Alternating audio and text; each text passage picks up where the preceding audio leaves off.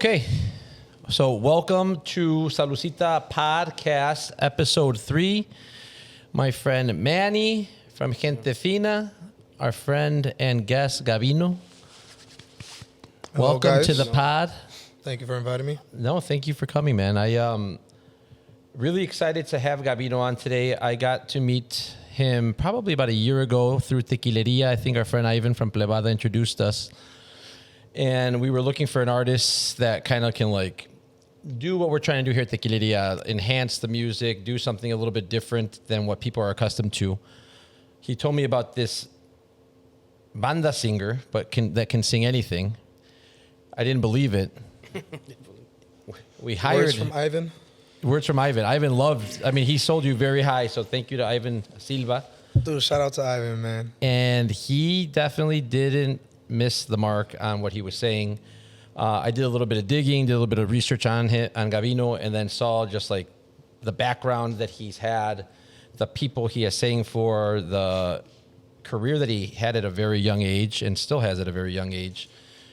So when we got to have you here at Tequileria, I saw it firsthand. We did a Johann Sebastian night, which I thought was very interesting for somebody that was at that time probably 21 to sing Johann Sebastian, to know who Johann Sebastian was. And that was, I would say, here at Tequileria, one of the first, like in, you know, in WWE, there's like a pop when you feel like the crowd, like someone comes out and you feel a pop, or like the crowd kind of goes like, and you feel like something in your chest, like almost like an electrical bolt. That day, we had our friend Danny Ochoa playing the violin, and the first song was Secretos del Amor. Secretos del Amor? Yeah. Te voy a cambiar el nombre. And Danny hits the violin, and then the whole crowd like gasps, like, oh, and it was Inicial was the norteño that was playing, and you just felt like a gasp. And I think from that moment on, you know, the people that were in the room that might not have known who Gabino was, like instantly became fans. I became a fan. My brother Eric became a fan. And now for the last year, we've gotten to become friendly and do different events here at Tequileria. We've gotten to bullshit a little bit, talk, catch up. So I wanted Manny to get to meet you today too. Is this the first time you guys have met? Yes, very first time. I was just telling him that, you know how TikTok works. They be targeting your ass. And I started seeing a lot of these videos of Gabino. I don't know, he was from Chicago at first. I was like, man, this guy's good. And I kept scrolling. His videos kept popping up. I'm like, I thought he was like brand new to the game or something. Yeah. Like, this guy is like all over my TikTok. And I think I mentioned it to you when you mentioned him months later. Right. I was like, holy shit, that's the guy that had been popping up on my TikTok, man. So that's how I, you know, got to know you or about your music and everything, man. I guess, like, maybe I think we should get into the social media aspect of that. Speaking of TikTok, is this something that you purposely do for the content? Is it something you purchase, like, to go like into different people's algorithms, or is that just the algorithm doing its thing? Yeah, it's just the algorithm doing this thing, basically working with the hashtags. Right now, with TikTok and Instagram, they limit the hashtags to only 5.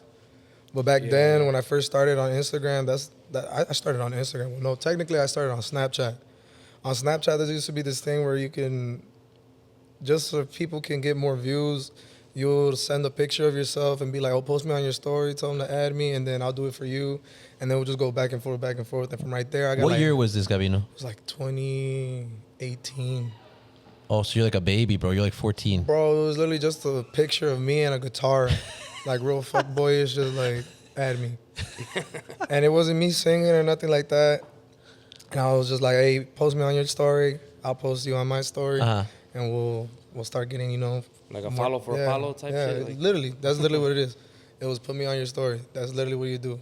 Like you send it to like 100 people. Put me on your story, ? And then they'll send you yours. You post theirs. And so did you gain a decent following from that? Yeah, bro. Like, what are we talking, like 100, 1,000, 500? Bro, I'm talking like on Snapchat, I was getting like, at the highest was like 20,000 views. And that's not even like just singing. Like I wasn't even singing, it was just me with pictures. A freaking guitar. Oh. Yeah. So now, like, piggybacking off of what Manny said, so then you started with Snapchat in the social media game. At that point, were you already singing at 14? I was just starting to sing. And how did you get into singing? So were you singing at family parties? Were you? Yeah, I mean, when I was younger, I would say like, I don't know, like 10 years old. around there, me and my sister were like, we would sing like the songs that we would listen to back then. Like your parents' songs or songs that like Nah, you guys just like I forgot. Just songs that were popular relevant at the time. Yeah. What were you listening to at that time? Fuck. I'm trying to think. I remember the song because there was a moment where me and my sister, we told our parents, we were like, oh, can you tell us who sings better? And so it was me singing, and then my sister was singing, and we were singing this one song. It was I forgot her name. it was a woman. Yeah, it was a girl singer. It was bottled. I forgot her name, but she got killed actually, like at a meet and greet. Like somebody Really? killed her. Yeah, it's actually crazy. Oh, geez. So then you and your sister are singing. You're 10 years old. Your parents are judging you. Who would win those? I think competitions? It's like a parent thing. Like you don't want to pick a side. You don't want to choose. Yeah. And they're just like, oh, you guys both did good. Whatever. But my sister, she was like, nah, Participation dude, you suck. trophies for each of you. But for the most part, my sister was like, nah, you suck. And then every time after that, I would just start singing whatever I wanted. But my sister would get annoyed. So she Is she older? Like, dude, shut up. Huh? Older sister? She's older by like 5 years, I think. Oh, okay. So then you're singing, you get all these Snapchat followers. What breaks you through the music scene like? So now you're singing for your family. What was, obviously we're going to get into you getting signed and all that, but what happened prior to you getting signed? How did you get to that point where people knew who the fuck you were, knew about your voice, knew that you could sing with this like vibrato and with this like emotion that you like have behind your tone? So off of the Snapchat, getting all that Snapchat stuff, I would start posting on there, and I would put on my story. I would be like, "Oh, go follow me on Instagram." Like I'm posting videos on there now. And when I first started to learn guitar, I posted like 2 videos. I took it down, but I can show you, and it's terrible. Not good. Yeah, it's not good at all. Uh-huh. But you could hear that my voice was like, it was there. Yeah. But my guitar skills was just absolutely terrible. I was so fast. Like, Was your whole goal with that, Gabino, to try? You were trying to get a following with your music. Is that what you were trying to do with like the whole Instagram and Snapchat thing, or were you just trying to be like? I think I was just trying to show off how I could sing. Yeah. It's like for the ladies. I was just trying to show it off, and Yeah. after a while, I was starting to see numbers, and I was like, oh shit, that's cool. So I just It wasn't something where you're like, this is what I want to do for the rest of my life, or not really. no, you didn't feel like at that time. But like, then but it did. At a certain point, I was just like, this is. I think I could do this for a living, so. And you were you're what 14 or 15 when you're thinking like that? I was like 16, 15. Okay. So then, I said it a little bit earlier. Gabino got signed to Dell Records at a time when Dell Records was massive. They had Gerardo Ortiz, who at that time too, huge superstar. Gerardo probably came through in like 2010 to 2016, 2017 was just massive with the Corridos Progresivos. And then Regulo was on there too. So then when I looked through your story or when I met you and people told me that you were signed to Dell Records at 16, how did that happen? You're singing for the Snapchat girls and the Instagram followers. Yeah. How did you get into the eyes of Ángel del Villar at that time, right? So. how many years from Snapchat days to getting signed? Dude. It was like a year. Yeah, it was fast. From the Instagrams, that's where I got a lot of attention from, local artists. Yeah. And one of my guys, Alfredo Valdez, shout out to him. He basically hit me up. He was like, yo, bro, I'm selling this guitar. Well, actually, I think I hit him up. I don't really remember too well, but I think he was selling a guitar. And so basically I met up with him to check out the guitar. And I don't think he really cared about selling me the guitar. I think he was more trying to get me to form a group. Oh, so lo hizo con gancho. He was like, hey, dude, here's a guitar. Also, do you need a band? So basically after like that first time, we were just playing. Like, we're like, bro, you sing pretty good. And after a month or so, I had to like beg my parents because my dad didn't want me to be a músico. Oh, really? Yeah, he swears. Like, he's like, nah, bro, you're gonna be addicted to this or something. You're gonna be addicted to something. If it's not girls, it's gonna be liquor. It's gonna be drugs. It's gonna be something like so. And he was right about all of it. No. No, I'm just kidding. But yeah, that's his just main fear. So then you start playing with your friend. Yeah. You guys form a group? We formed a group. It was called Los Juniors de la Vaca. And we didn't even get to like a year to where my page was, it reached the eyes of Angel de Villar. And I was on my way home from school. It was a Thursday, man. I was driving. What grade are you in? I think sophomore. I was a sophomore in high school. And then I was getting, for like the past week, I was getting text messages from this guy named Marcelino Mendoza. Shout out to him. And he was basically telling me, oh, I'm talent, I forgot, acquisitionist or something like that for Dell Records. And basically, Angel del Villar wants to talk to you. But I was just like, at the time, I was getting a bunch of messages from like different labels and different, it didn't really intrigue me or whatever. So when I seen Dell Records, I still didn't care. Like I just let it be. But he was hitting me. You just left them. Bro, he hit me up on Snapchat, Messenger, Instagram, and then he got my number. I don't know how he got my number. And that's when he called me. Who? And I picked Marcelino. Okay. So he's the guy that looks for talent and stuff. And I pick up the phone because it was just a random number. I was just like, I wonder who this is. And he tells me, he was like, yo, I've been trying to hit you up. My name is Marcelino Mendoza. And basically, I'm with Dell Records, and we're trying to see if we can get a meeting with you with Angel del Villar. I was like, oh, snap. Did you know who Angel was at Dell Records Yeah, already? of course. Yeah. Yeah, I had seen videos way back then of like the studio. Yeah. And more than anything, Yo soy Angel del Villar, yo soy Angel del Villar, that little one song. Because he probably has like a couple very big corridos written about him. Mm-hmm. So then you knew that. You get hit up by the talent acquisition guy. You're 16 years old. And what do they want to do with you? They want to fly you out or they want to come here to see you? Yeah, so basically I was like, oh, let me call you back when I get home. Let me go talk to my mom and dad real quick. That's exactly what happened. I mean, so shit. It was Thursday. And I was telling my parents, I was like, my dad didn't want me to go. He was like, bro, I'm going to lose my son if I let him go over there. Like, he's not going to talk to me or whatever. Like, that. Oh, wow, your dad was really... Bro, my dad... Protective, right? Yes, very, very. And, rightfully so, but... Yeah. But at this time, did you have music out already? Or like no. you have records out? Or? Nothing. All covers from Instagram. It was just, social media. How big was your following at that point? Like how many thousands? I had like 50, 60,000 followers on Instagram. Oh. Yeah. That's a lot. And that was just because you were doing the reels? Mm-hmm. Wow. I mean, that goes to say, like, we were talking with Jose Esparza last week, too, and, like, how he was, back when he started, it was, like, more YouTube. You got lucky. It wasn't even reels back then. It was just posts. Right? It was just a post. Yeah. But, like, the idea of just, like, if you have a talent and you're not shy about it and you get to put it out there, like, who can see this? And, like, it gets on the people's eyes, like an Angel de Villar or, you know, Rancho Humilde with Hector de la M and Vanguardia back in the day. And your life changes really quick, right? So then you talk to your parents. They don't want you to go, but I'm sure, obviously, you ended up flying out. Yeah, it was.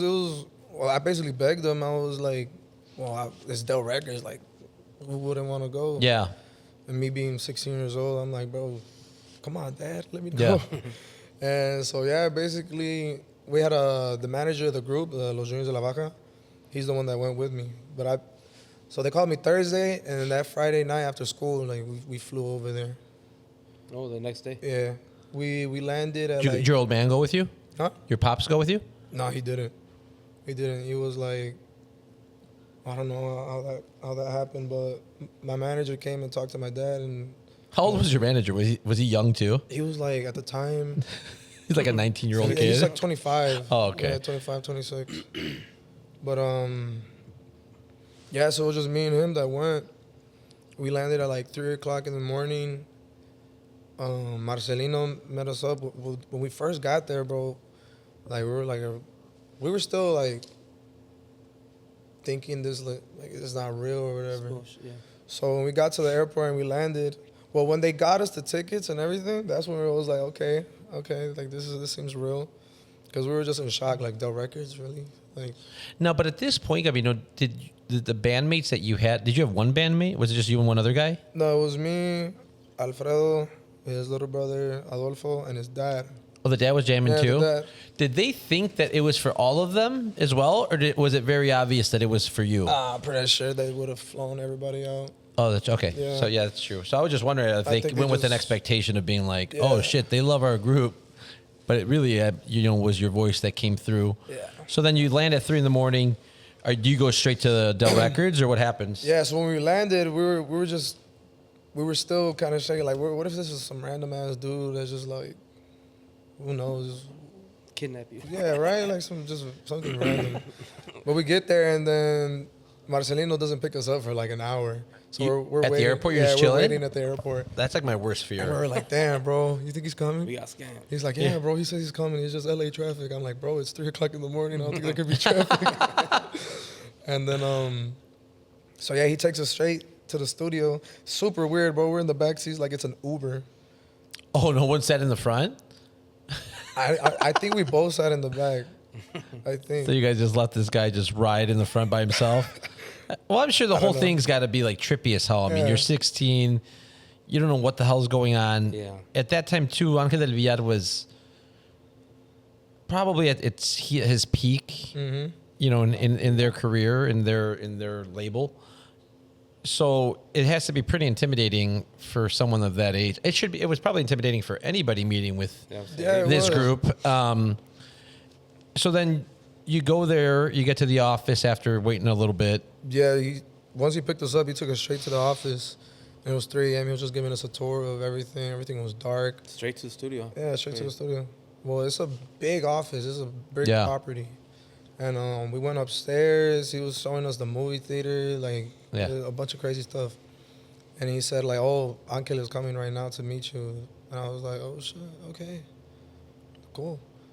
And then when he got there, very intimidating, like you say, like it's just like he's a god figure or whatever. Like, not to say anything, but you do get intimidated. Well, the 'cause dude's got some aura around Yeah, him, like right? me- Like me he's and- jacked. He's a big dude. me and my manager, once Yeah. he walks in, he was like, bro, he's right there. He's right there. He's Yeah. right there.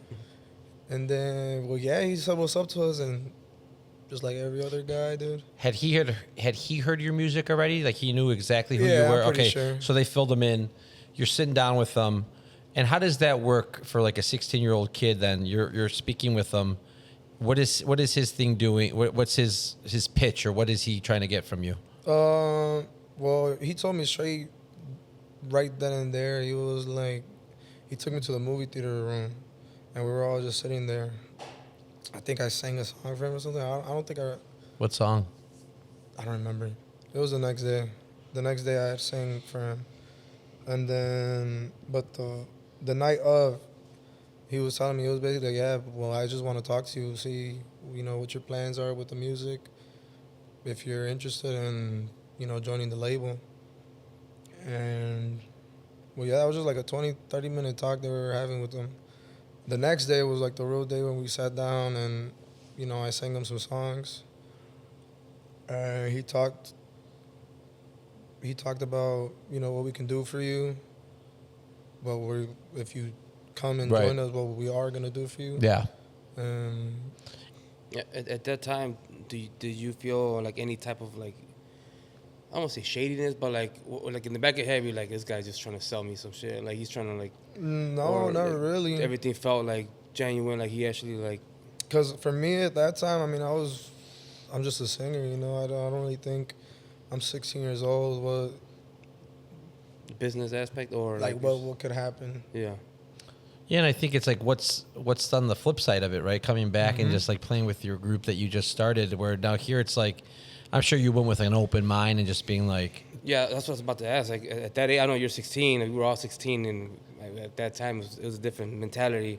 But like, did you go in kind of with a plan or like with a number in mind, or like? No, I didn't Did your have- manager tell you, hey, don't act too like interested, Yeah. right? Play hardball. Yeah, No, was there yeah, like he was trying to tell me, he was like, really think about this. Don't try to, just jump straight into it. Actually think about it. Make sure this is actually what you want. And well, after all that conversation, he gave me a contract, and he was like, go back home, talk with your parents, think it through, and just let me know. How many pages was this? Like, how big of the document? It was huge. No, it was on email, bro. Oh, okay, yeah. I think you're right. I'm thinking this is like from 20 years ago. I'm showing my age. I'm like, how many clipboards was it? What was your fax number at that time? Yeah, no, you're right. I guess you like texted it to you or emailed it to you. Yeah, because it was only 6 years ago, dude. Yeah. No, wait. No, it was 2016. 10 years ago. No, it was 6 years. It was 2018 when it happened. Why does it? What year are we? 2026. 7 years ago, 6 years ago. So we're talking. This is 2017. No, I had gotten signed 2020. 6 years ago. That happened because I didn't get signed after that conversation until like half a year. Oh, okay. And is that you come back with the email? Your parents read it with you? Well, no, we got a lawyer and everything to look. Oh, okay. Over. Okay, yeah. And then at what point? So now it's 6. Like it takes you a while to go through it.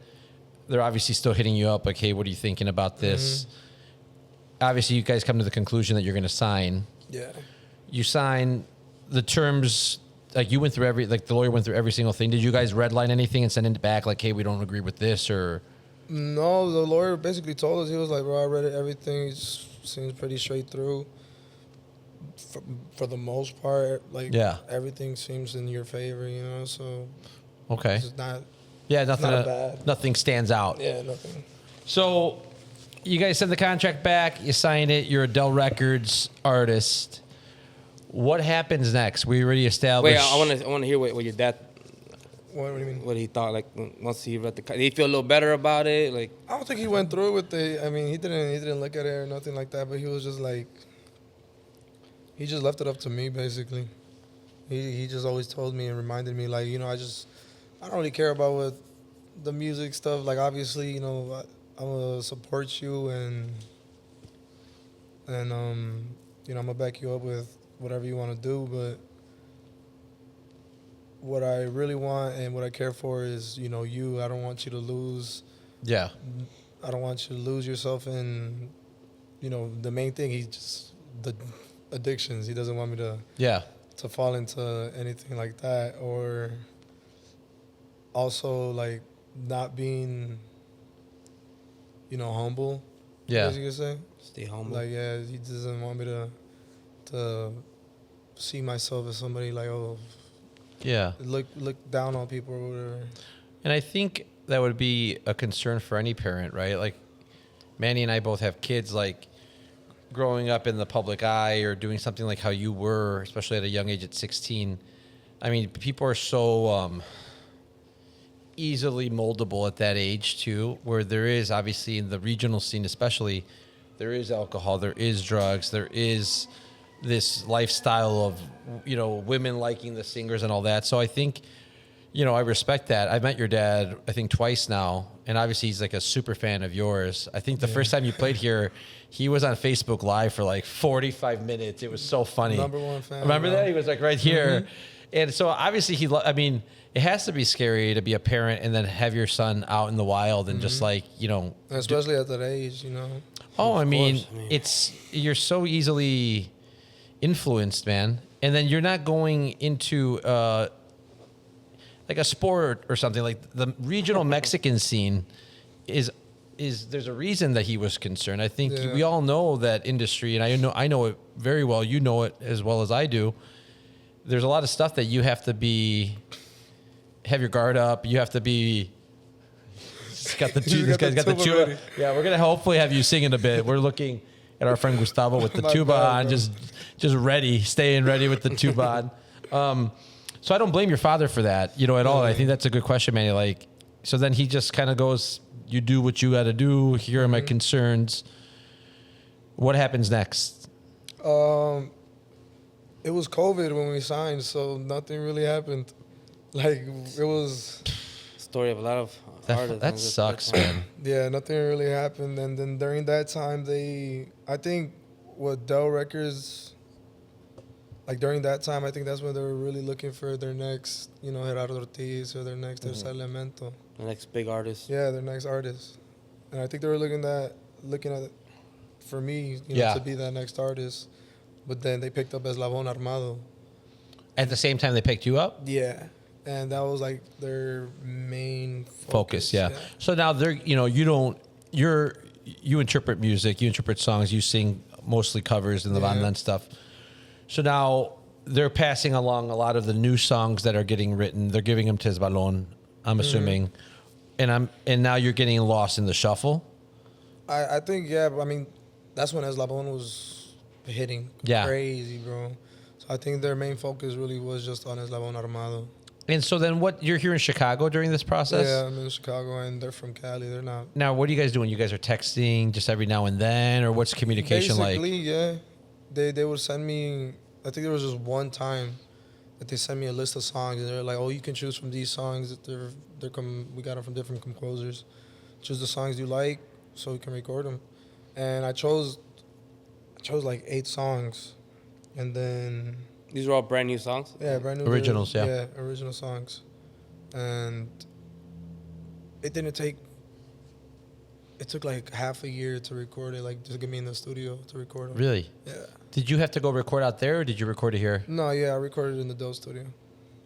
Damn, but it took a half a year. So now everything's dragging. Yeah. It was a lot of things dragged. So at that time, are you able to play with your local group? Or do they you're signed, all the content's for them? Yeah. Do they take your Instagram over as well? No, they didn't. Okay. They didn't ask. So they let you do that. Yeah. But at that time, are they giving you money weekly? No. How does that work financially? They didn't. So you're not making anything? Nah. You're just a signed artist. Just kind of waiting. You get that clout, you get that fame of being signed, but you're not making any money. No, nothing. You're not allowed to perform with anybody else. No. Local spots. No. With nobody. Just with like the hope that you'll get a good song that'll pop off. Basically. Did you have a Spotify set up and stuff at that time then? Yeah, they set everything up for me. But you had no content or music that you could put up. Okay, so you're just like in limbo the whole time. Basically. So then, obviously that's like one of the biggest things when people hear your name is like, this dude was signed at 16. Mm-hmm. When did it officially end with Dell? It was like in 2021, because I was there for like a year and a half. So after a year and a half, what are you doing? You're hitting them up like, what's going on? Yeah, after a year and a half, and we had done the little that we did. We did an EP, which is kind of funny because the songs that came out on that EP, they came out previously as singles. So like they released it like every other month, a single. And then once all of those were they put them released, in an EP. They put it in an EP. I was like, okay, I guess. Right. So you felt like there wasn't really much effort on their end? Yeah, no. I mean, I would say there could have been more effort on my end, but I was 16, bro. I was so green. I was barely starting to learn music. Yeah. But at that time, like, I think what you really needed was like a mentor, right? Like someone to take you under their wing, even if it was you staying out in LA or somebody here that can show you the ropes, right? Mm-hmm. When you say that the effort that you were giving, was there a lack of, you're 16 and I'm not judging you, but at that time, like I remember how I was at 16. Yeah. I gave a lack of effort at things I excelled at, which was like football in high school. Like I didn't try my ass off either because I was focused on girls, going out. At that time, was it the lack of effort that you were putting into it? Was it because of the lack of communication, or was it just your age, or was it just you felt like you made it because you were signed? What was it from your end, at least? I think the lack of communication. I mean, I like to say that I did push myself to reach out to them and, ask them for like more songs so we can get more content. Do you not have a manager anymore at this point? At that point, no, I didn't. But yeah, I really just wish there could have been more content done. Yeah. But at the same time, from their end, like there was a point in time where I didn't get messages from them for a long time. What's a long time? Just months. Like, like 3-5 months. Did you, with all that, being real honest, if that happened to me at a young age, like I'd feel like I'd fall into like some sort of like a a lull or like not to get down on myself, but like, did you ever feel like low when this Yeah, was I happening? did. Yeah, like I I mean, I did. don't want I to was- use the word depressed, but like it kind of sucks when you hit this peak. It did. It was like, because like you said, you do feel some type of way because you got signed and you're like, damn, you made it, you know. Yeah, And everybody's seeing that you got signed. It's like, oh snap, like this, you know, he made it type shit. and it probably puts a target on your back at That's what I'm at a saying. local level. Yeah. Like, oh, you know how Mexican people are too. A lot of people are like that, where they don't want to see somebody progress, and they're like, oh, look at this guy. He's signed. He's not putting out fucking shit. He's got no tracks on Spotify, or it's moving slow. And I'm sure that's got to be at that time was like heavy on you. Yeah. Not only that, but I feel like you signed to a label, one of the hottest labels in regional Mexican music. Do you feel like being signed? I guess I'm trying to figure out, like, you felt very disappointed in the game. I say that's a good word. I was disappointed, not just because I felt like there could have been a lot more attention from their side. Yeah. You know, a lot more effort. You're like jaded. You were jaded at the whole thing. Yeah, because I'm not gonna lie, they promised me. Well, they just talked stuff out. Like they didn't promise me on paper or Yeah, anything. But we're gonna do this. We're gonna do Yeah, that. we're we're gonna gonna do fly this you and out. that. We're gonna get you a collab with this. Now, if you can go back in time and be your own manager, that 16-year-old kid, you now, would you suggest that he signs that contract? Definitely. I mean, like you said, not everybody gets to say that, you know, I was signed Yeah. to a big record label. So Yeah. I still definitely do it. Yeah. Because at the time before signing it, what I was thinking of was, you know, you're 16. If you sign this, the contract is 3 years. Once you get out, you'll be 19. Like, You still got the whole You still- yeah, the yeah, whole you life ahead of you. still, what could go wrong? Yeah. So I Yeah. think it's a learning experience, I'd say, right? yeah. Like, I mean, you got to knock out a massive learning experience prior to being 21 years old, which is like nobody that I know. Yeah. And I know a lot of people in music can say that they were signed like around the time they got their driver's license, which is nuts. Yeah, how many contracts were you signing at 16? No, it's just Gabino and like Olivia Rodrigo were like the only two.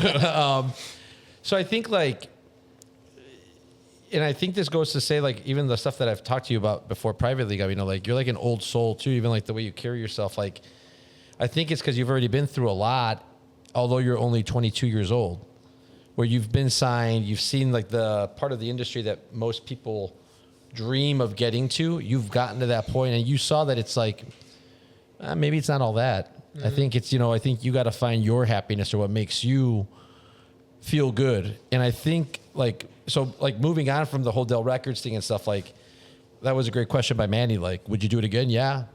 I think that's good because I think you wouldn't be who you are today if you didn't go through that process. Definitely. If not, you'd be looking to get signed right now and just like thirsty as fuck for it. Probably.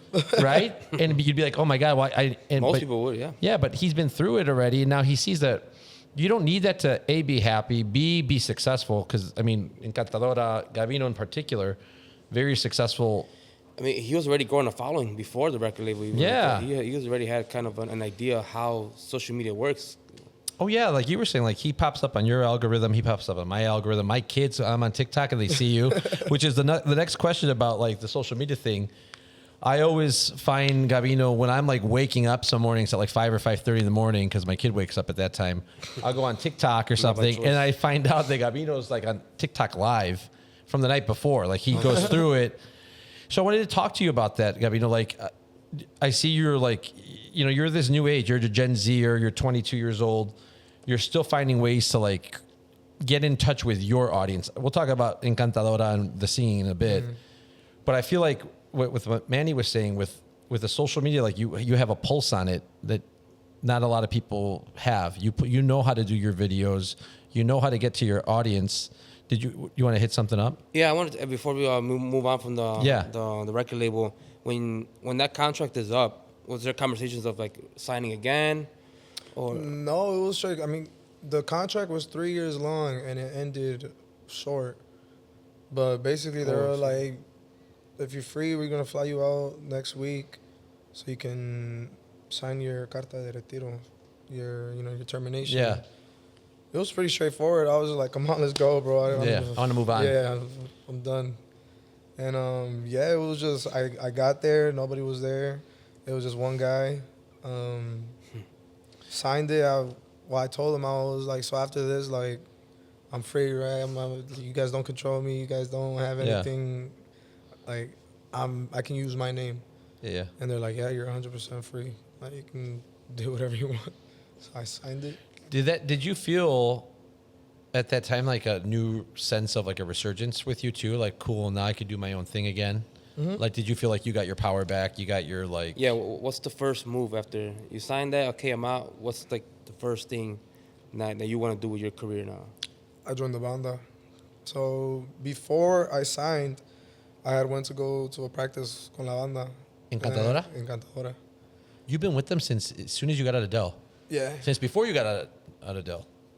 Well, around that same time. I just went to their practice because my singer, he was just like, come check it out, bro. Uh-huh. And I remember at that practice, my boy Juan, shout out to you.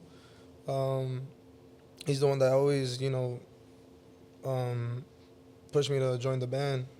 And I was always up for it. I love banda. Yeah. And Juan, to me, I think the first time I heard him, I was like, damn, that man sings. I like how he sings. So he previously was he was in Capaz, and he also has a bunch of music stories, but he was signed to a label for like 10 years. So he was telling me, he was like, bro, just whatever you do, be really careful, and if it's for 10 years, don't fucking sign that motherfucker. Mm. Yeah, they lock you in for, they take advantage, I think, of people, right? Yeah. Like they're kind of, they hook you in and then they got you. Mm-hmm. So then you joined the banda, and I'm glad you touched on that, Mandy, how it ended. And then you start gigging with them. You're continuing to grow your following on social media. You're still like messing around with videos. You're still doing all that. Duck lips and all that. The duck lip photo that we're going to post on this so you guys can see his Snapchat photo that he showed us right now. That's very good. What made you get into like the live streaming stuff that I see you do now? Like twitching, right? You do Twitch or no? Or is it all TikTok no, live? No, I don't do Twitch. However, I should be doing that. Because you're gaming, right? Yeah, I'll do gaming. So I'm thinking of doing the Twitch because every time I go on TikTok live and then they see me game, they're like... They take you down or what? No, they don't. But most of my viewers, they're just like, bro, we want to hear you sing. Yeah. Bro. We don't want to see you play video games. I agree with that, too. Yeah. I like when you sing on TikTok. And I think... Have you seen him play, though? I did once or twice. I showed my son, and I think... I don't know who told me, but like, how many times have you actually won at Fortnite? I heard it's not that many times. I don't know. I try to win at least one time. Yeah, At least once every live. Oh, really? You'll just keep gaming? At least, bro. No, but I think that whole thing with the TikTok live and stuff, I feel like you take advantage of that like so well. You were telling me one day after you gigged here, we practiced here, I drove you home, and you were telling me that you have like a fan base of like people, like you have like moderators and all that for your TikTok, which I had no idea how this works. How does this work in the TikTok world that you're in? Well, basically, you can just, real simple, you can just choose who you want to. So if you just click on their profile and like I'll make them as a moderator. And that gives them like some sort of power in the chat. Yeah, they get to pin, they get to block people, they get to, do certain shit. Do you remember did you ever have like the chat groups like when you were young? Yeah, it's like, I could assume like this is like back in the day there was a thing called IRC or MIRC where it was like chats and it'd be like teen friends and then like they'd be like Bro, I used to be in a website called Chalino. Wow, it was Chalino something. Damn, you're a gangster. Bro, that was like some paisa ass ghetto shit, man. But that was dope, man. That was a different time, of course. Mi gente, that kind of like. Yeah. You literally be in a group chat just like talking shit to people. Like a website or what? Huh? Was it like a website? A website, yeah. Really? Yeah. I missed this part of... I was on like AIM, like messaging with all my friends in Elmhurst, I guess, at this time. But But then he was telling me about this, and it's like... It goes to show you like the amount of people that like Gabino, not just for his voice, which I think is one of the main reasons, but just like as a person and how Gabino carries himself. I think even my dad's gotten to meet you. A certain woman who was here for your Remy Venezuela night who really loved you, that she was probably in her late 60s. Same, yeah, we'll talk about her in a little bit. I was with her daughters the other day, and they brought you up. But how you can just like how your voice resonates with like multiple generations. Yeah. I think I asked you this before we did like a little mini segment by the bar. And I think that's what kind of got me into like doing this idea of like podcasting or having conversations with artists a little bit longer. For you as a singer, Gabino, what is like, how do you define your voice? How do you define who Gabino is as a singer? Damn, what did I answer last time? I know. It's actually the exact same. I'm surprised I asked it exactly the same. I think you said it's with the emotion that you sing with. And I would Definitely concur. You sing with like this way that like just like brings you in. And I think I was going through your TikTok earlier today, and all the comments on the TikTok are like, oh shit, now he's gonna make me cry. Oh, I should call him. Like there's a emotion attached to the way that Gabino sings that I feel like it doesn't just come off with the banda. I think that you sing great with banda, obviously. When you do stuff here with us, or when I've seen, or on your TikTok, when you're playing with him, like, and you can hear it a little bit more clearly, like it really settles in. Like that John Sebastian night was like unbelievably magical from beginning to end. So I guess it's like that. It is the emotion that you sing. When you're singing, is there like a thought process that you're going through, like to like convey that message? Yeah, I think it's more of just like me getting into that zone of feeling the song and feeling the lyrics, or putting yourself into the writer's mind, I guess you could say. Yeah. When like, oh, what he was feeling when he wrote this, or what people would feel when they hear this, just based off of like people's heartbreaks. Maybe some of your own. Maybe. And yeah, just basically focusing on putting in that emotion and just making sure that it's being transmitted with the voice. Because it's a conscious decision that you're making to like connect with the song. At first, yes, but now it's just natural. Now it's just natural, yeah. That's what I assume too, Like because I see you sing switch. everything with like so much emotion that I was like, I have no musical talent, so I don't know what goes into it. I know when I have to do something, like I have to literally lock in and focus, but eventually it starts to get more natural, and then you just start to, it's a part of who you are. Where I think is like what I've seen from you talent-wise is this is who you are. You sing with emotion every time, every genre. Remember when you and Danny were here and I asked them to sing? Do you remember this song? It was called Hey There, Delilah. Yeah. Hell yeah. By the Plain White Tees. They're out of Villa Park. Gabino sang that song. I don't even know how he fucking knows the song. It's older than he is. Yeah. And he sang it, and he sings it with like this like sentimental like vibe, and Danny plays the guitar as beautifully as he does, that you can literally sing anything. It's called passion. Yeah, no, but I mean, so what's your favorite thing to sing, Gabino? Since you literally can sing anything. What is your favorite type Genre? of music? I don't think I have one, bro. Yeah, because I always get these questions where it's like, what's your favorite song to sing? Oh, don't worry, I got a lot of those towards the end of this, so you better start always thinking. hard. when you were signed, what was the style that they were kind of like moving you towards? Definitely just romantic. Okay. So I love singing romanticas, I guess you could say. Yeah. Just romantic music, yeah. But was it like banda? Was it norteño? Was it Nah, it serreño? was serreño. They didn't really point me towards like a norteño or serreño or banda. I think they were just like, serreño, probably more on the budget side. Like it's So a little bit cheaper. easier. Yeah. It's probably a little bit more simpler. So then, like now, when you go into, because banda now you're talking about a whole team. He's big. Do you prefer that a little better when performing? With the banda? Yeah, Definitely. compared to Man, or just you and the it's- guitar. Oh, yeah, definitely. Really? Like when I did the guitar here, oh my God, it was so nerve-wracking, and it was just like, what am I gonna And do? all eyes are on bro? you. Yeah, it's just. But what real- about when you did it with like Danny that one time? When Danny's so playing, much easier, bro? Right. Because I'm not so confident on my guitar skills. Yeah. But with Danny there, he has so much like.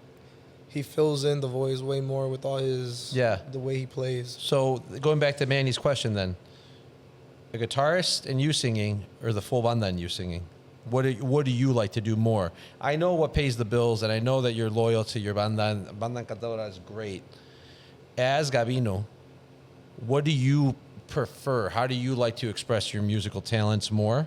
Definitely with Danny, like with Daniel, with just a little guitar, I'm able to mess with the voice a lot more. Yeah. With banda, there's like a structure, like you can't overdo it, or else you're gonna trip one of the instruments. Like That's interesting. Yeah, you can't really not get creative, but like you say, you have to follow kind of because it's a whole team now. You all have to kind of. And I feel like Danny can go on like riffs with you too. Like he can just follow what you're doing. Yeah, he's dope. And not He's just really Danny. dope. I mean, Danny's probably one of the most talented people I've ever met. And we're lucky enough to have him here a lot. Have you seen Danny Ochoa play? Shout out sure. to Daniel Ochoa, Yes. man. I might have. He's out of Scottsdale, Arizona, and he came here playing with Madera Once, which is another group that has performed at Tequileria a long time. And then Danny came, and then he's so talented and he makes himself so useful. Does he have a white stripe? Yeah, he's got the little stripe. Yeah. He's performing at my open studio next weekend. Give us a little shout out. You got an open studio. What is it? What day is it? Yeah, open studios every first Sunday of the month. We have a guest music talent. It's usually like a jazz band or a guy with a guitar. A little more intimate vibes. Yeah. So it's March 1st then? March 1st is the next one. Okay. We have coffee. Yeah, it's a dope time, man. People come and check out the design studio. Yeah. It's a good time. No, We'd definitely love to have you on there as well, man. But Yeah, Thank just you. get him with somebody helping him with the guitar. That way it'll be easier for everybody.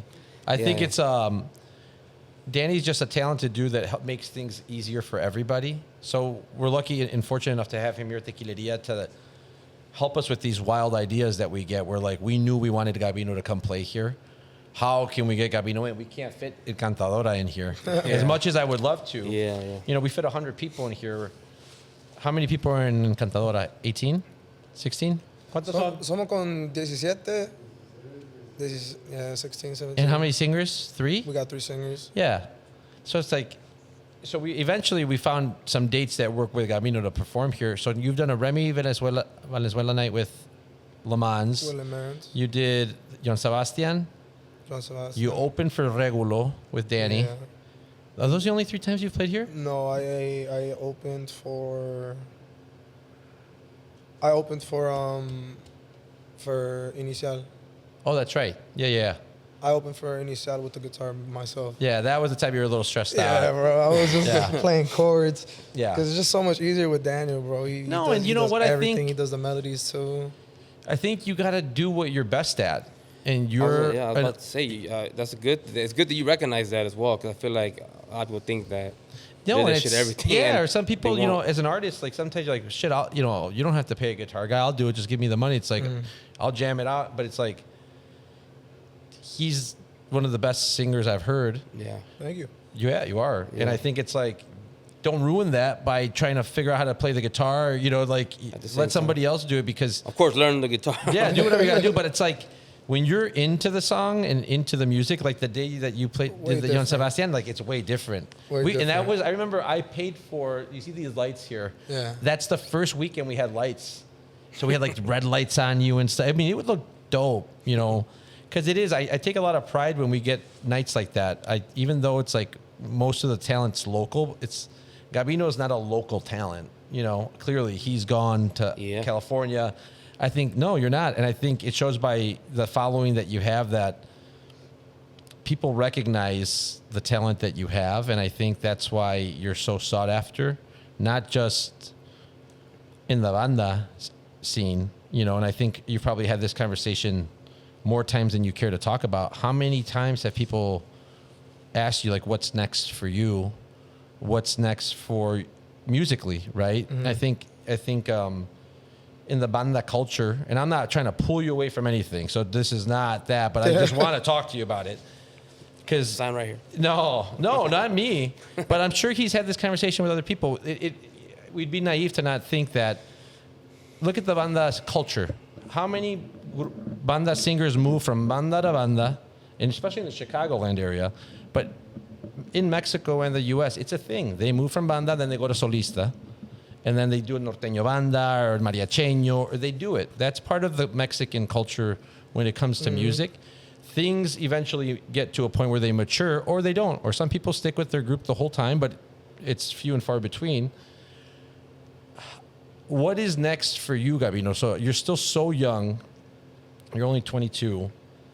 You love singing banda. You love singing with also acoustically. You have a big following on socials. What do you love to do? What do you want to do? What's the next evolution for you? I think right now my main focus is definitely with the banda. Eventually, I think, like how you said, it always ends up to being a solo artist. Mm-hmm. So I'm eventually most likely gonna try that out. Yeah, try it out. But for right now, I have a lot of faith with the banda. I really like how we sound, and mainly is just trying to get as much content out with the banda. And I see that you guys have been pushing that a lot lately too, like the content stuff. You know, I think if I were them, or if I were anybody, and I had you on my side or as one of my singers, you're so good with social media. I'd be fucking picking your brain every day, because it's a young man's game. You know, like we've seen with the podcast stuff, like, you know, I'm doing posts and I'm asking George for stuff like, I'm 40, I'm gonna be 41. You know, you were talking about hashtags, and before, now I just learned that you can only use 5 hashtags. Like, that's all shit that comes naturally to people your age. So I've been seeing that the banda's been doing a lot more stuff to like keep its up to snuff. Like, you guys are trying to progress with it. Yeah. I finally got to see you guys perform, or you perform with Banda Encantadora. We did the Taste of Melrose Park event, Sabor de Mexico. It's next level. Like, the banda sounds so good, and it sounds so good with not just you, with the other 2 singers too. It is badass. It's cohesive. You got Gustavo on the tuba. You got Hugo, the owner of Encantadora, that's been around forever. I've probably met that guy 25 years ago. Yeah, because before it was Banda Carembe. It was Carembe. Oh, shit. Back in the day. I remember that. I remember they had to switch names because maybe there's another Banda Carembe. But it is one of those things that's going to keep popping up, I think, for talented singers. You know, I think it happened to everyone. Julián, El Flaco. And the list goes on and on. We can name 100 of these guys. But, like, there's only a few that... Eden Muñoz. There's only a few that can pull it off, though, because it is a much different game when you go solo. Yeah, and like you said, I feel like he has the social media down packed, so I'm sure for someone like you, it shouldn't be an issue. But like, who are someone like your idols, bro? Like, I know you're in your 20s, early 20s right now. Yeah. So like, you know, we're up there in our late 30s, early 40s. Obviously, 40s. Like when you think back, even though with 10, 12 year, 15 year gap, I feel like music has changed so much in that gap. So I'm curious to know, like, who are some of your idols? Who are you listening to that kind of inspired you, your style of singing and everything? Man, there's a bunch of people, bro. Like, I have no borders when it comes to listening to music. I love listening to all types of music. I'm a big, rockero.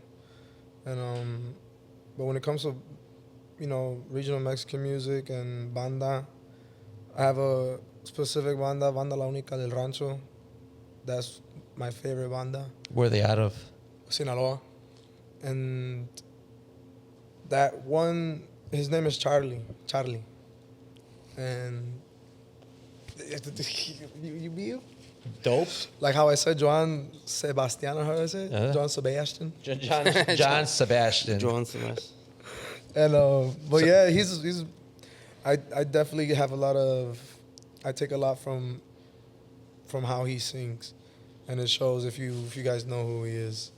He's a big influence on the way I sing. And idols, I say, I don't know, Julián Álvarez, El Coyote, Cholizarga. Those are my banda guys, bro. Those are. And what about outside of the regional genre?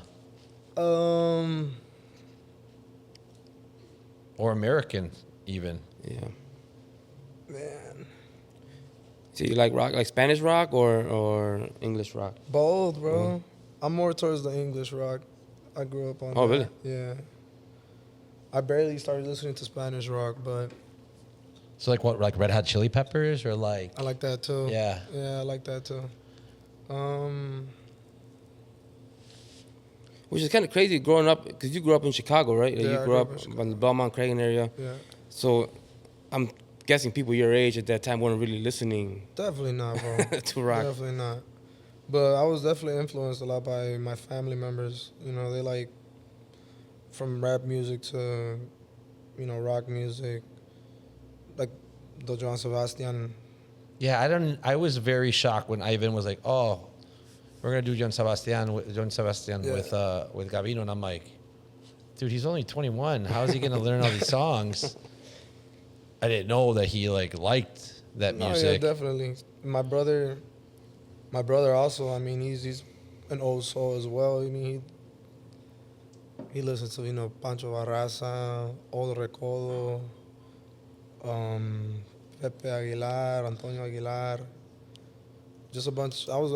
Yeah. I was influenced by mainly my family members when it comes to music.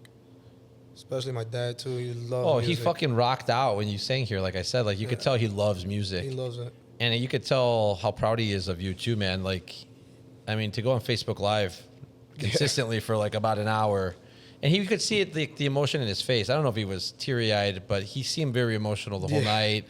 Your whole family was here. Yeah, proud, man. I mean, not because it's our place, but like seeing musicians play here at Tequileria in like an intimate setting, like people get to enjoy it. Like, how often does your family get to see you sing when you're with the banda? Not very often, or it's different. You know, you're on a stage. Yeah, it's not. They don't really like going out, but Yeah. when they do get the chance to see me, especially because we're always playing.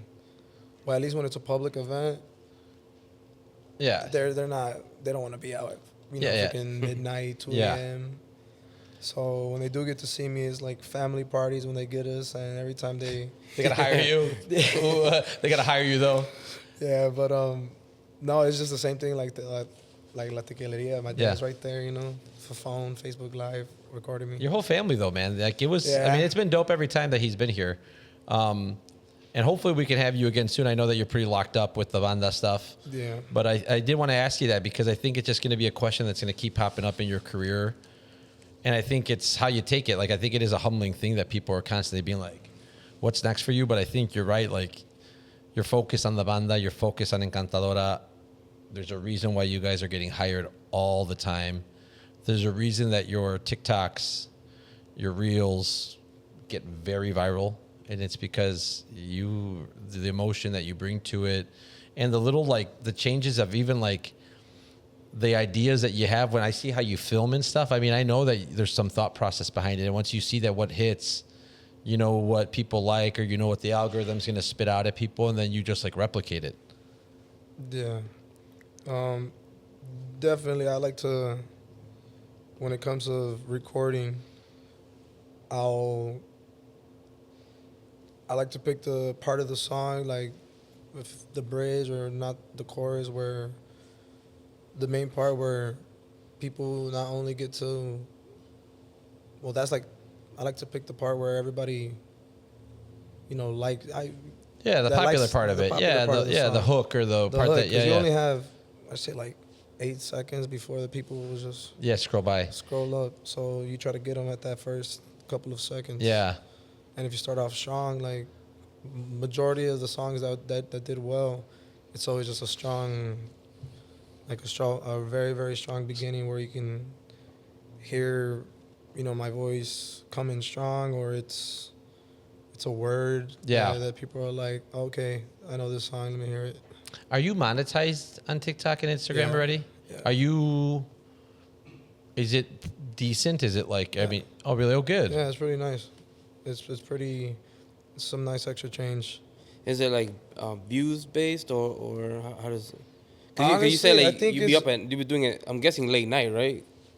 For the lives, it's really more just based on what they give you. So like if they want to send you, they have a coin system. Have you seen this? No. There's like a system where like people have like money in like in their TikTok bank. Yeah. And then you can send the person money.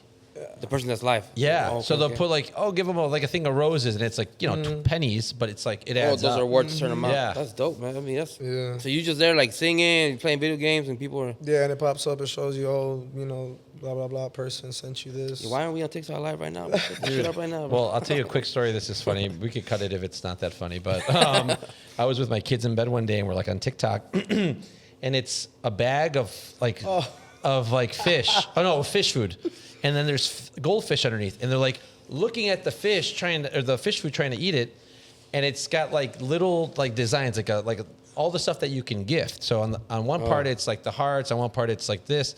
So it's like if you donate money, it's poking holes in this bag so that the fish can eat. So my kids and even me, I'm starting to get stressed out, like watching these fish like try to fucking eat food, but they're not eating. Have you seen this video? No, but you told me they were about it, scamming bro. the shit out of people because then, long story short, I put like $15 towards this thing, and I'm like sending them food, right? And I'm thinking that it's gonna poke the holes in this bag so the food can fall out. Eventually, my brother Eric, I'm like, dude, I'm trying to get this thing. The kids won't go to sleep until the fish eat. Calling your brother, you gotta put some money here now, Yeah, bro. I'm like, dude, send me $20 quick. And then it turns out that these things are pre-recorded. Oh. And they're just fucking scamming people to send them money. Oh shit. So that's how I learned the hard way on how these TikTok lives. But then there's like, the thing is, it's like ever evolving. It's and whatever you want it to be, I guess, right? Yeah, but I Content-wise. think the ones that do well are the ones that like what Gabino does, where there's a talent behind it. Yeah. Well, honestly, I never asked, for them to send me anything, but I do see a lot of TikTok lives where it's, like that. Oh, Thirsty. You send this, you send this, you send that, you send that. I know there's a couple of other people that, if you send me this, I'll play this song. If you send me this, I'll play this song. Which I get it, Yeah, I mean, get your money, but I never ask. Yeah. I never ask for people to send me anything, but when they do, I really appreciate it. That It I'm just not shows. mad at. You're changing this No. for Yeah. food and It's like a little song and- privada in your room, man. Yeah. You're on your phone and one day I was up and I forgot what song I asked you for. It was like a Remy song, I think. Yeah. And he's like, "Oh, sure, David, I'll play for you right now." And it's like, it's just the times have changed, man. We used to do that. That used to happen at the bars. You're belly up to a bar. You're like asking the group to play you a song, and they charge you $10 or $15, whatever it was Yeah. back then. Nothing back then. But now they're $25, $30. Dude, now yes. I'm glad that everyone's making their money, but definitely music it's gone up a lot, for what they're charging. But I mean, picture his group. It's 17 dudes Yeah. playing. It's a lot, man. It's a lot of logistics, getting to places. Yeah. That's true. Yeah. I mean, it's a lot of work. There's a talent behind all of it, playing the clarinet, the drums, singing. And I'm assuming you guys have your own sound equipment as well. Yeah, we do, but majority of the times, they like to hire their own audio. Oh, they already have kind Like of the a boy setup. Georgie. Okay. Yeah, Georgie. Well, picture doing audio for 17 dudes. Yeah, it's so you on- have to have the audio pretty much set up for them Yeah. already. I wanted to transition quickly. I know that I introduced you to Manny earlier about the what he does with Gente Fina and all that. Obviously, I'm wearing his shirt now. Last week, he Don't draw, by the way. It's really nice. Appreciate thank it. you. Thank you. One of one. I'm sorry, my boy. Is it really? That's it. Yeah. I think so. No, that's what he says. He says that to me all the time, and then I see other people wearing. No, it. those are. 'Cause they ended up being hoodies. Oh, and that's not right. You t-shirts. wore a hoodie. That's right. Yeah, yeah. Which- They were actually polos. They were knitted. Oh, really? They weren't printed. The rosary was knitted Oh, nice. onto the What fabric. happened to him? I did it for Chicago Fashion Week and Durango Fashion Week. And, it's one of those things where, like, it's a beautiful piece, but production-wise, Didn't translate. it didn't translate. Like, people love it. Like, oh, it's Yeah. beautiful. I'm like, oh, right here, you can buy it right here. Yeah. Oh, I mean, it ain't that Really? beautiful. It's Yeah. hard. It's hard to gauge what people are gonna actually buy. You see something and like, that's a dope ass sweater, Yeah. but are you gonna buy it? You know what I'm That's saying? true. That's a whole different market you have to kind of figure out. So we ended up transitioning them to hoodies, which is kind of more what sells easier than Yeah, I feel like a knitted actually polo. your hoodies do really well. Oh yeah, yeah. I mean, even I bought two, or I think you gave me one. Like, I wear them all the time. It's just like, I feel like it's just everyone wears hoodies in Chicago. Yeah, I think hoodies is like probably the greatest piece of clothing ever made. In my opinion, I love hoodies. Yeah. You heard it here first. The best piece of clothing ever. Yeah. But I think it is. You wear it under a jacket, whatever. You know, like you're in always, the Midwest. I mean, where it's cold, fucking 8 years out. That was 8 months out of the year. I was in a meeting earlier today, and we were like on a call, and they're like, "Oh, how's the weather by you guys?" And we're like, "It fucking sucks. It's like 15 degrees outside and like kind of snowing." So it's like we're used to it by now. But I wanted to get into like your fashion sense. Obviously, banda culture.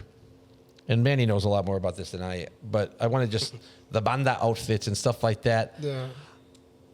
How does that, as someone who's never put on one of those outfits, the first time you rock one of those, what does that feel like? I mean, I don't want to say that it's corny because it's not, but it's like to put on a full blown 2-piece. Yeah. With what do you wear underneath? Like a button down shirt? Yeah, it's a button up. So it's like, I mean, it's a fucking fit. How does that feel to like go from like you're wearing your Jordans, your jeans, your white tee to going and then just being like, oh, dude, it's time to put on the rhinestones. Yeah, it's well for me it's normal already. Yeah. I like it. I mean, it gives you a little attention when you walk into a gas station on your way to the gig and you're like, oh, okay, you shiny. And Are those things expensive? Those outfits? if you get them over here, yeah. Oh, so in Mexico, you guys are getting a lot of if you those. get it from Mexico, they come out cheaper. Have you made any banda stuff? No, I want to, but to be honest, I would love to. You heard to it get here into first. that. That's a whole different type of sewing. Yeah. Those fabrics, but I know people that can do such beautiful work in Mexico too. That I feel like I want to. Yeah, we'll talk. Maybe we'll talk, but Yeah, I want to bro. challenge For sure. to do a group or a banda, and to get something like that done would be dope. That and like boxers shorts. I want to get into that because they also do a lot of like rhinestones, a lot of like crazy fabrics. Boxing. Yeah. Oh yeah. I thought you were talking about like Underwear. boxer briefs. No, boxing, my- boxing, professional boxers. Mexican Okay, skins that's what's by up. Gente Fina. Yeah. So That is dope. You should That's do really that, cool. man. I will. We'll definitely talk. It might Talk be to a, Hugo might be or a talk good to Gabino because I good time to think, start. like, there's certain groups that could pull it off. I love it, man. Obviously, it's not something you wear every day. Right. So to be able to kind of do it, like, it's part of, like, the looks, part of the vibe. I do a show called Ari Corridos every year, and I get a group or banda, and they're like, oh, should we dress like, streetwear? I'm like, nah, I want you guys to wear The banda. the stuff you wear every Yeah. event, like, because I feel like it's part of, like, the whole thing, Yeah. the culture. Yeah. So I think it's dope. Yeah, I mean, it's a good question. Like, I always wondered how much something like that costs to get a custom. And how long does it take usually when you guys order a custom piece? For all of us, it takes, I don't even know, probably a couple of months. Toma como unos 3 meses para entregar todos los trajes. Yeah, like 3 months. Like who designs them? I don't know. ¿Quién los diseña? Estos últimos los diseñó una persona de Michoacán, no recuerdo cómo se llama, pero Oh, so they do it themselves, Yes. the production. I think it's the... Pero ellos les piden a ustedes colores o ustedes le dicen hagan lo que ustedes hacen. escogemos, bueno, nosotros no los escogemos, el que me lo está escogiendo ahorita por eso, pues, Yeah, the owner of the They banda. got one guy. Yeah. Yeah, so I think he... como diseños Yeah. Yeah. Like they give him a little catalog. o telas nuevas que apenas va a meter y, mira, tengo estos. Y, But we gotta talk about this. Yeah, dude, you got to make one. I can definitely draw some dope shit.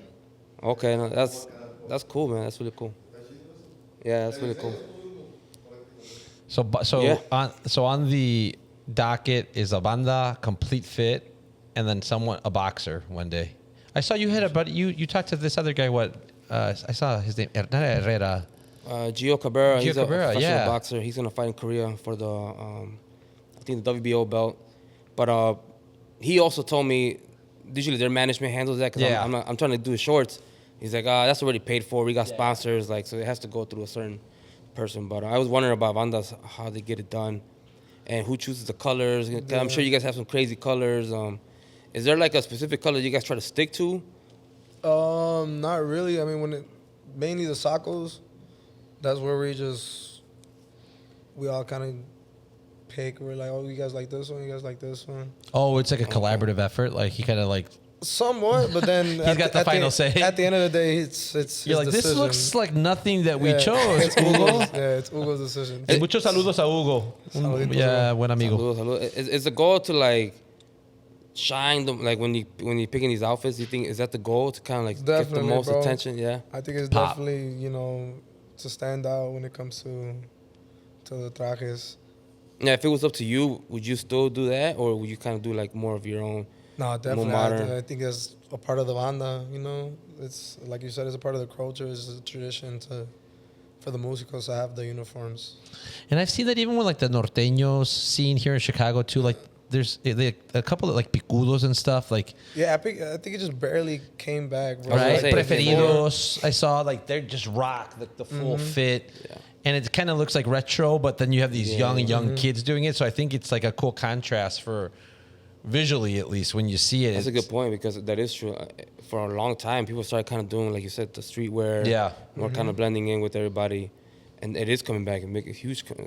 Yeah, it's comeback, back. for sure. It is. It's back. Those freaking Tejana, Tejana, sombreros. bro. Yeah. Oh yeah. I wanted to touch on with you, Gabino, on a local level.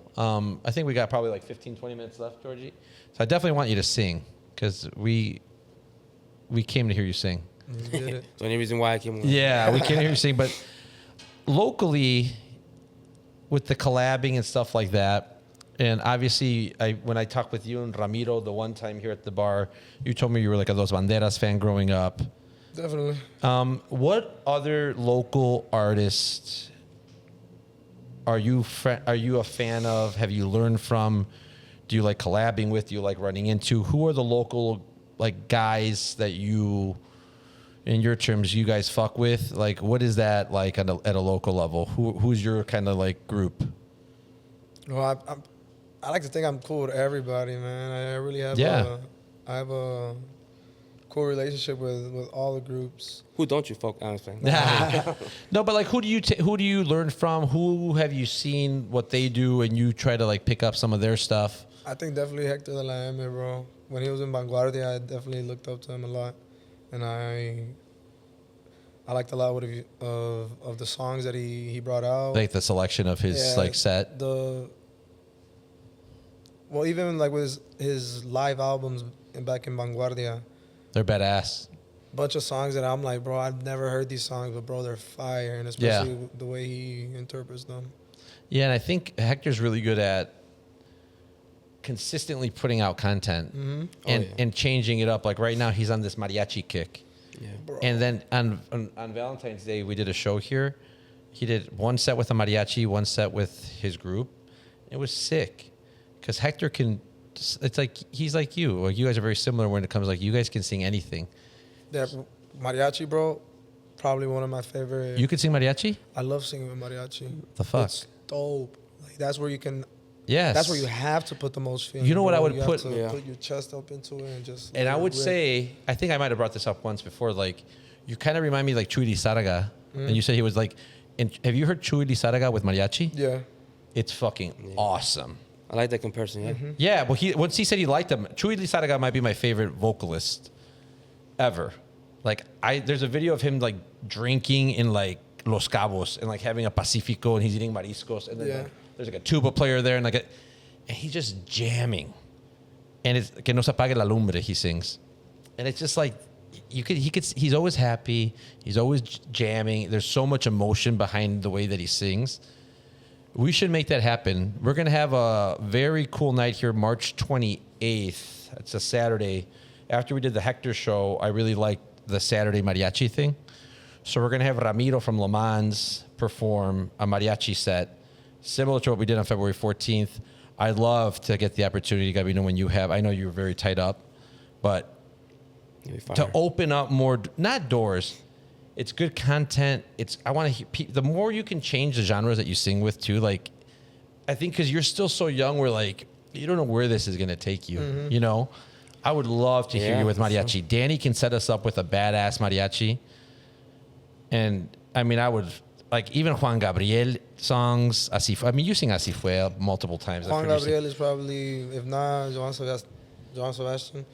If it's not him, it's Juan Gabriel that my mom really likes listening to.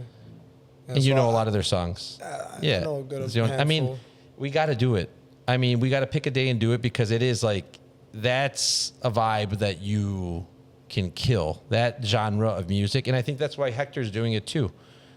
There's a underserved market of people that love mariachi music that do not get sometimes some of these singers that, because you guys all go to the bandas and the norteños or try to go solo and then shy away from the mariachi.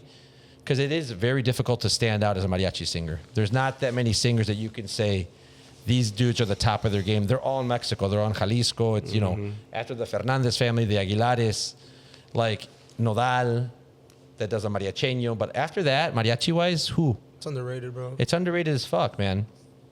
And I'm privileged. What are some, like, and now that we have you here, because you've gone to Cali, back and forth, from Chicago to Cali, what are some differences you would say there is in the music, I guess, just world between the two cities?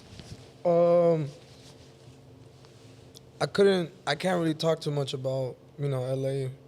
I don't think I got the opportunity to meet a lot of LA artists, you know. Okay, to really get your foot in, like, Yeah, in so that I industry. don't really know how the scene is compared to Chicago, so I can't really speak on that. Got it. And you're different. I mean, you were young as hell. I was young, bro. I different. was stuck in the hotel. I keep forgetting you're only 22, like 22 right now. So like it's still, you weren't really out there performing at these bars or at these events Yeah, out there no. like that.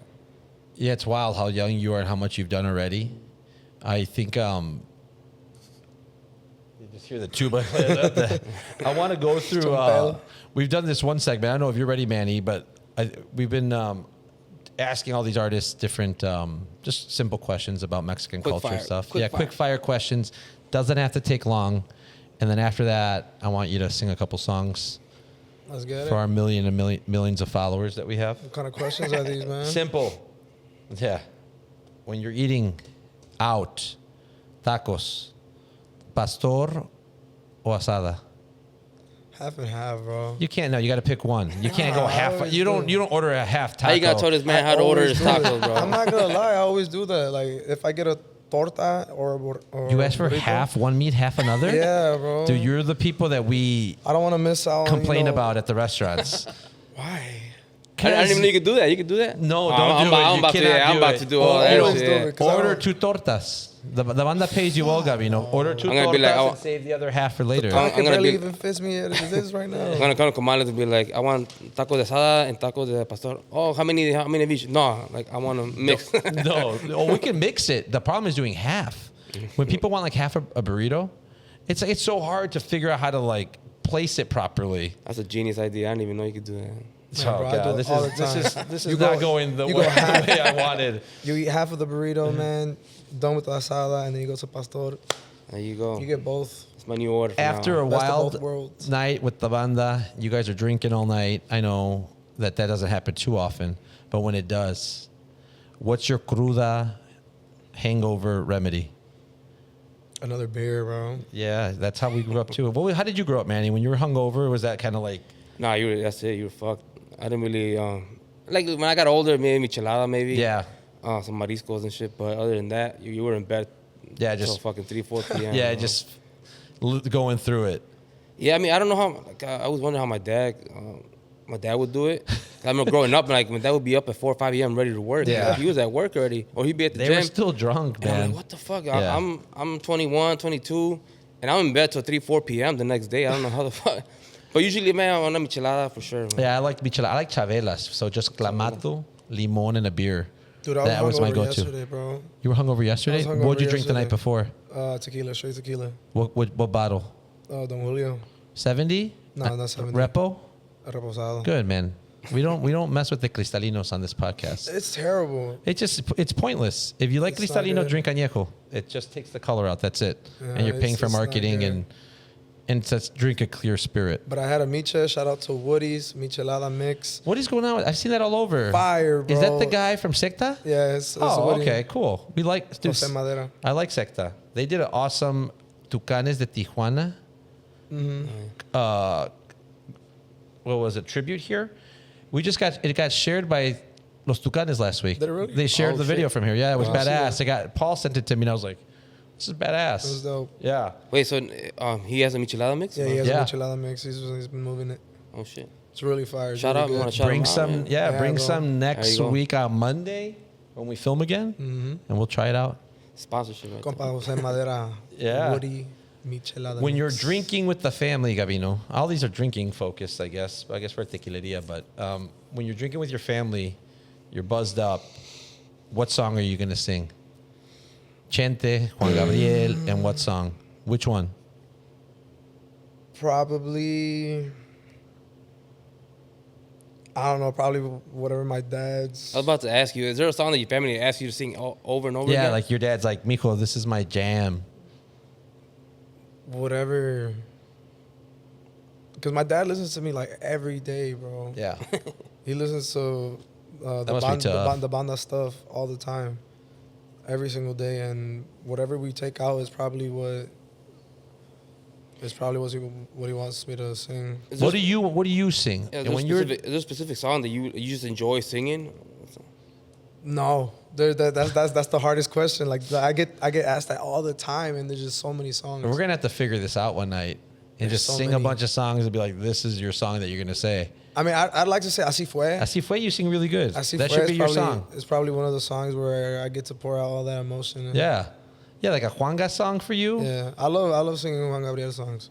Se me olvidó otra vez. That's another good one. Favorite Mexican candy Ooh, or pastry? have you ever seen those little like tea bags that are full of sugar? Yeah, with the plastic one. Yeah. Wait, what are we talking It's about? like a little plastic bag. Sugar, like it's like little. Usually take it to It's the a clear bathroom. bag. It looks like tajin, but it's sugar. Oh. Oh, yeah. And you Wait, just is clip it- it off, and it's like a Mexican Pop Rocks. Okay. Is that Oh, what it's I don't know called? what you're talking about. I thought you were talking about something else. I like those, or the tamarindo spoons, or you just get a spoon of tamarindo. Oh, then yeah. Wrap it up in some tinfoil or whatever. What about you, Manny? Like old school when you were growing up, like a Mexican postre, man, Mexican those, candy from the store. Duvalines. Duvalines, I used to fuck with When those. I was a kid, I mean, was that payaso paleta one? Yeah. The fucking, Ooh, uh, good one. the pulparindos, I fucking love those growing up. But yeah, I mean, pretty much anything Mexican candy, bro. I'm a big gansito guy. Gansito? Gansito's in the freezers. Oh, yeah, the freezer. definitely, yeah. A gansito in the freezer just like gotta- takes me back. Got a 12 I got pack in some the at fridge right I now. got some at the warehouse. Yeah, I was gonna say. But my last one, talk about boxing, and I ask you too, Manny. This will be good. Gabino, if you were to come out to one song, if you're a boxer, what song are you coming out to? Start thinking, Manny, because this is a big one. We're gonna put this on your boxing podcast. Oh, what song would it be? It would probably be like a banda son or something. A banda song? Yeah, like a banda son, like the sones Oh, that yeah, they be yeah. playing for like the jaripeos. Probably one of those. Oh shit. Yeah, something like that. Well, you got to find out which one. We're gonna want to know this answer. Manny, Man. And I Heavyweight- thought about this a million times, bro. really? Oh, I've never all thought the about time. it. I'm a big boxing guy, so Yeah. I'm always curious to see what songs they come out with them. I'm like, damn, it's a random choice. But right now, I'll probably be like Fantasma. Soy de Durango. I'm like, probably that one for sure. Fantasma also did a mariachi album or did a mariachi cover a couple times. Recently, he was singing mariachi. That motherfucker can sing anything. I seen him live in Santiago, Papasquiaro, Durango. Oh, really? Bro, he went like 8 hours straight, bro. It was fucking crazy. Until the fight broke out and the whole thing got shut down. But like, Damn. I saw it him was wild. in my messages 3 days ago. I'm friendly with Chuy from Los Huracanes, who I'm trying to get on the podcast. He was in Mexico, and Fantasma was with him jamming out with Huracanes. I think they were recording some stuff. Fantasma just is beast. Yeah. He's So- one artist that I would love to work with, man, for sure. Oh, dude, that'd be perfect for Gentefina. Honestly, I think that Fantasma is probably the main. Like he's the artist I would listen to when I first started getting into this genre of music. Oh, really? Yeah. Yeah, that's when he was like popping too. Yeah, because he had like 3 in vivo albums with straight banda, and I was like, "This is my stuff, bro. I love this." He did a rap song too. I thought that was pretty fucking good. Was it? He did? really? Yeah, he did like I don't know if George, you seen it? Fantasma. He did a rap song. And it was fucking good. I was like, Yeah. oh, shit. I mean, I think he's coming back. He's having a little comeback lately. He's like in the racers and shit. It Yeah. was pretty dope. Cause I felt like, oh no, not him doing rap now. And I was like, oh shit, that sounded pretty good.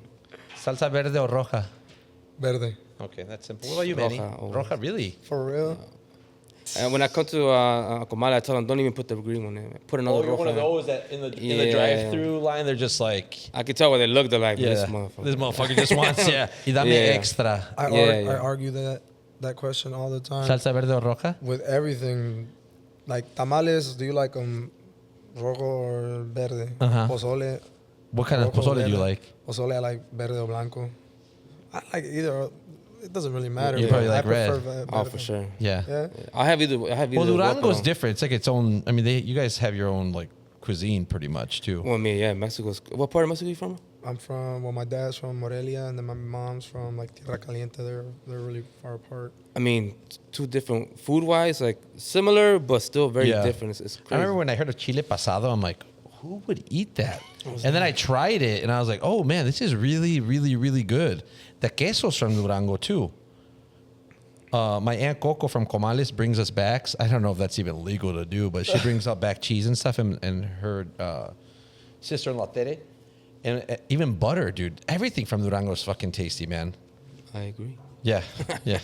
I wanted to end today, and I want to thank you, Gabino, for coming on. It's been fun talking to you. Your story's fucking crazy. Yeah, man. I mean, I love what you said when I asked you, would you do it again? You know, would you tell your younger self to go ahead and sign that contract? And you said, absolutely. I think that's dope, man. A lot of people would have been like, I would have told them, hell no, don't do it. But you took it as a learning experience. And we talked about this in the podcast before, how everything you do throughout your life, you're still very young. You still got so much that you're going to do and accomplish. But for you to be able to still kind of like at this age, look back and understand what happened, not take it personal, understand that it's the game. And to take it as a learning experience, bro, that's already huge. Like you said, that's an older, like, mentality. He's got old soul and old... he's been around now that he's in the banda too. Like how many mentors, like, you know, everyone's trying to give you advice. Probably it gets probably annoying too. I almost, every time I talk to Gabino, I'm trying to like, cause you just see somebody with so much talent, man. And you just want to hope that they're thinking of all the angles. Cause you want to see somebody, cause there's not that many people, Gabino, from Chicago that make it, man. And I think we all are cognizant of that, right? We talked to Hector about it. We had Jose Esparza last week. He's made it. Like he's got bangers out there, right? There's not that many Jose Esparzas that were born and raised in Chicago that can do it. So I think there's no pressure for you, but it's also like we all have hopes, man, that like, especially when it happens to somebody that's cool, you know, like, and you're a good person and like, caes bien, like every person my dad met you and he was like, oh yeah, this kid rocks. Like, you know, so I think it's everyone's rooting for you because you're just a nice guy. Appreciate it, guys. No, honestly, man. So so now that we got through that love session, group hug. yeah, I want to see. We asked our friend Gustavo to come by today because I've seen all these videos. Manny is in the algorithm. He's in the spin cycle of all the stuff that you put up going viral. Which I fought against for a long time. I was like, my boys like, man, I'm on TikTok. What the fuck you doing on TikTok, bro? No, man, it's good. It's fucking, yeah. And not only that, it's a very good tool for artists. Yeah, well, look, and then, I mean, Gabino, how many followers you got on TikTok? 100? Right 90? now, I have 95. 95. After this 95,000. podcast, we'll get you to 100. 200 something, 220 maybe. Go follow me, Gabino.Jr. Yeah, pásale. TikTok. Can you introduce our friend Gustavo? This is my boy Gustavo, Luis. Gustavo. So we wanted unas cancioncitas, a ver cuál te vas a aventar. Well, one of the most popular songs that I've done with my boy Gus, tiene las más vistas, se llama Voy a llorar por ti. Adelante. Amor, has decidido poner fin a nuestra historia y yo no encuentro la manera de aceptarlo. Dejarte que te vayas me está partiendo el alma. te vas y junto a Dios te llevarás todos mis sueños, porque después de ti ya nada más me importa. No sabes cuánto diera porque de mí jamás te fueras. Voy a llorar por ti, cariño mío. Voy a extrañarte cada día de mi existir. Voy a llorar por ti en este olvido, porque me dejas, amor mío, a sufrir. Voy a llorar por ti, de los rieleros del norte, viejo. Fire. Yeah, that one got like casi de 1 millón de vistas, ¿verdad? Oh, really? Yeah. On TikTok or Yeah, shout out to all the followers, man. Thank you guys for the support. do you do any YouTube at all? I do He was vlogs. vlogging, man. I was do watching. That was vlogs. funny. Yeah. I do vlogs with the banda. You edit everything yourself? Mm-hmm. Yeah. Otra rolita. What other ones have done well? What else is something that you like to sing? Second one, the second most viewed, es la de Yo Quisiera, que es un sencillo que sacamos con la banda. Banda La Encantadora, para que lo vayan checando. Bajo la página de Colony Music. Se llama Yo Quisiera. Soy tu mejor amigo, tu pañuelo de lágrimas, de amores perdidos.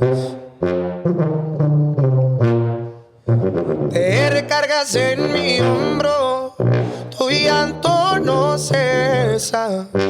Yo solo te acaricio y me dices por qué la vida es tan cruel con tus sentimientos. Yo solo te abrazo y te consuelo. Me pides 1000 consejos para protegerte de tu próximo encuentro. Sabes que te cuido. Lo que no sabes es que yo quisiera ser ese por quien te desvelas y te desesperas. Yo quisiera ser tu llanto, ese que viene de tu sentimiento. Yo quisiera ser ese por quien tú despertaras ilusionada. Yo quisiera que vivieras de mí siempre enamorada. Quedó Yo Quisiera. And damn, I kind of messed up in the beginning. It's okay. Couldn't get the tone. It's all good. That was badass. Thank you guys. It's cool to see how you still kind of like, you pick it back up, kind of where you... That's how the recording sessions go, bro. It'd be like, a ver, dale el tono. And I'll be like, Así es, así es. Yeah, No. so what is that you're looking for when you ask him to? For the main part, I'm just trying to figure out, what tono I'm going to sing it in. And then aparte, how I say, like, the first couple of seconds. What's going to be that hook? What's going to be that hook. And, I like to have it at a tono where, se luce la voz, I'm able to come in strong with the voice. Can you do one more for us before we course. got to dip? You got any requests? You said earlier, Así Fue? Yeah, Así dude, fue? Yeah. Así fue? Thank you, Manny. I didn't want to say it, but I was like... Perdona si te hago llorar. Perdona si te hago sufrir. Pero es que no está en mis manos. Pero es que no está en mis manos. Me he enamorado. Me he enamorado. Me enamoré. Soy honesto con ella y contigo. A ella la quiero y a ti te he olvidado. Si tú quieres, seremos amigos. Yo te ayudo a olvidar el pasado.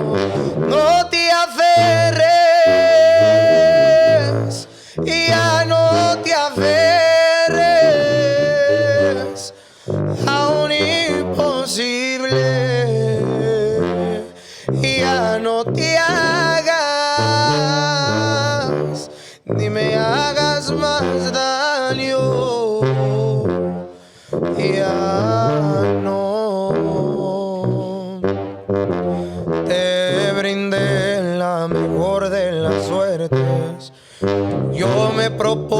años de no hablarte, no verte. Y hoy que has vuelto ya ves solo hay nada. Y ya no puedo ni debo quererte. Ya no te amo.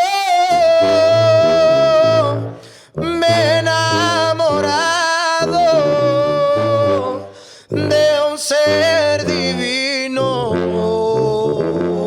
de un buen amor que me enseñó a olvidar y a perdonar. Así fue. All right. Gabino, thank you. Gustavo, gracias por venir también. Where can people follow you and your banda? All social media, Instagram, TikTok, YouTube. We have Banda La Encantadora, that's the banda, on all platforms. For me, it's Gabino.Juniors. And we also have a bunch of music coming out on Colony Music. The YouTube channel is called Colony Music. Where else? Well, on all platforms. Snapchat, everything. Snapchat, everything, brother. We're on Snapchat. everything. Banda La Encantadora or Gabino.Juniors. Oh, no. Thank you for coming, Gabino. Honestly, it's Thank you, guys. dope to have you in this setting. Appreciate it. Gracias por venir. Manny, any final thoughts, any final words? No, man, it seems like you have your, for your age, bro, I feel like you're in the right path. Not Thank that you, I'm bro. like the fucking... You're the old head, man. Yeah. No, man, it's really cool. You know, I'm glad I finally got to meet you after you taking over my TikTok algorithm. It's really cool, man, to know your story. I think there's so much more coming for you. Thank you. You're on the right path, bro. Keep doing your thing, and hopefully we can have you back later on, see where you're at. Thank you, brother. Likewise, nice meeting you. And, bro, I've seen Gente Fina everywhere. Appreciate you, bro. Thank you. No, and I think we're gonna look back at this episode in a couple years and be like, oh my God, this is where Gabino was at that time, and now he's here, right? Yeah. That's why I wanted to have you on, Gabino, because I think it's like a good time capsule of where you're at. Yeah. My future self. Yeah. Hopefully you can grow a beard. Yeah. So no, I'm excited to see where you go, Gabino. I appreciate how candid you were about talking about, your past, stuff with the banda, what's coming next for you. I want to thank you for the times that you've played here at Tequileria. I enjoyed the shit out of it. I really do. I look forward to having you here more. And I think that's a wrap for us. I want to thank everybody for watching. I think the first episode had about 1,000 people view on YouTube and Spotify. Instagram's got like 60, 70,000 people watching us. So it's pretty surreal. It's just like some random idea that Manny and I had about doing and highlighting people locally. Today we're filming. Currently, Jose Esparza's podcast is going up. And then we'll find out who we have next week. We're kind of flying by the seat of our pants, but things are moving quickly. And I want to thank Georgie for setting all the audio, all the visuals up. Fernanda for getting all the building ready, all the set. It's looking better every week. So thank you. Feeding everybody, which is a tough task for a bunch of dudes. Follow us. Especially when you order half and half. Yeah, especially when you order like this guy, yeah. Follow us on YouTube, Spotify, Apple Music, Instagram, TikTok.